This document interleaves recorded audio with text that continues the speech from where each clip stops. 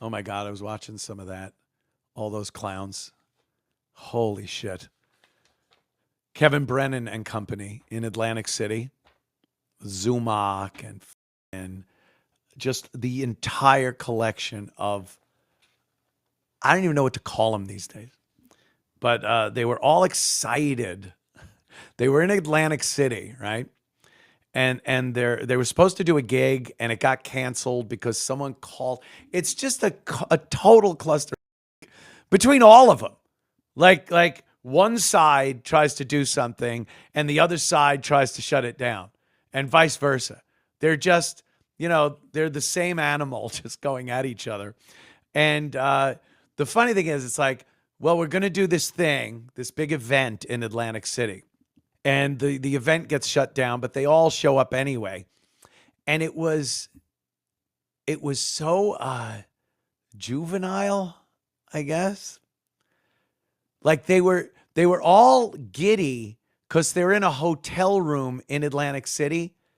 It might have been the Borgata, but it was a standard king room. And they're all around, like they're walking around, and the camera showed like some of the people there, and they're walking around in a room. It's just the bare minimum small king room.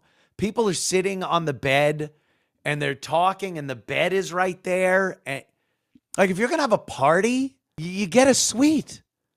You get a suite, the giant living area to party in. And couple of bedrooms and a massage room and multiple bathrooms and butlers that come up and wheel the booze and beer up for you.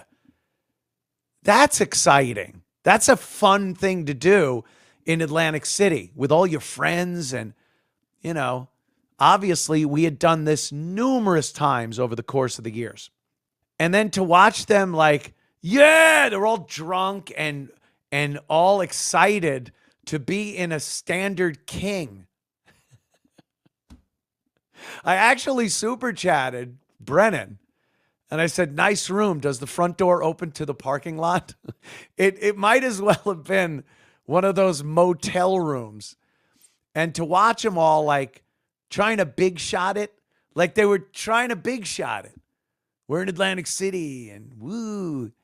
It was a little douchey and a little cringy, I gotta say. Anyway, I get off the beaten path here. I just had to bring that up. I watch those shows, though. I tell you, I'm not saying anything about entertainment value. Not saying a word about that. I'm not bashing anyone's show and saying it isn't worth a look sometimes. Maybe for completely different reasons than they think. If they think maybe you're watching because it's just this compelling show, interesting, something like that.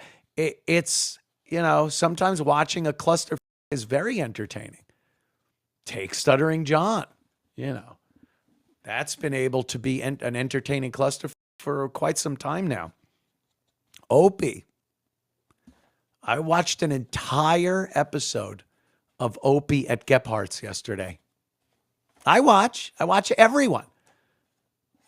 I watch Steve and Garrett and Steve, however you want to say it. Chrissy Mayer. Shuli. I was watching Shuli watching Chrissy Mayer when she interviewed Stuttering John. So I watch all these shows. Sometimes it's the cringe factor. Sometimes I'm bewildered. Like when I watch Opie at Gebhards, I'm just bewildered by the whole thing. I can't find one interesting or funny thing coming out of that show. I'm sorry. I just can't personally. But hey, if 36 people can't be wrong, so maybe it's me. Maybe I'm the one. But when you're watching and Greg is fixated on the chat. He's got a microphone. What can I use for a mic? He's got the microphone, right? And he's kind of talking, and then someone in the background, one of his guys at Gebhards, will start talking and it'll go like this. And the guy's telling a story. It's usually some long-winded, inane story. And I think, like, I'm not stupid or I'm not overly bashing. I understand. Opie probably assumes that this guy telling some dumb story that's way too detailed and he goes on way too long and he's got a horrible Boston accent, that Opie probably goes, all right, this is kind of funny. He's a goofy guy. So I get that part of it. But Opie puts the mic back and the guy's talking. And then Opie just, yeah, look, there it is. This is the exact thing. He's fixated on the chat. He's not listening to this guy. He's fixated. Are they saying something good about me? Are they saying something bad about me? Are they super chatting me some money?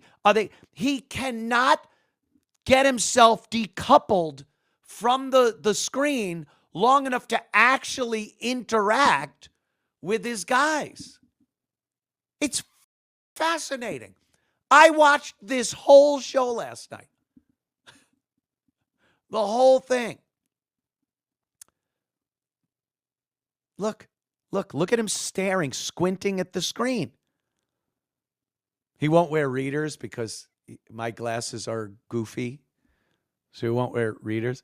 But he occasionally turns back and just like adds something to let them think he's paying attention to what they're saying. But he's clearly not. He's just like, ha, right? Oh, whoa, look out. And I'll watch that. Me and 36 other people will watch that. So I did that last night. So I don't know why. I felt compelled. This one in Worcester, Mass. Worcester. If you have any knowledge of the Opie and Anthony radio program, we started at WAAF. They wanted you to think it was in Boston proper, but it was in between Worcester and Boston, a little closer to Boston than Worcester. But a lot of what we did, a lot of events and stuff were done in Boston, but we also did events in Worcester. Worcester Centrum for Bush. Van Halen at the Worcester Centrum. It was great. Oh, my God. Holy shit. Look at those young go-getters. Wow. That is a lifetime ago. I will say, a lifetime ago. WAAF.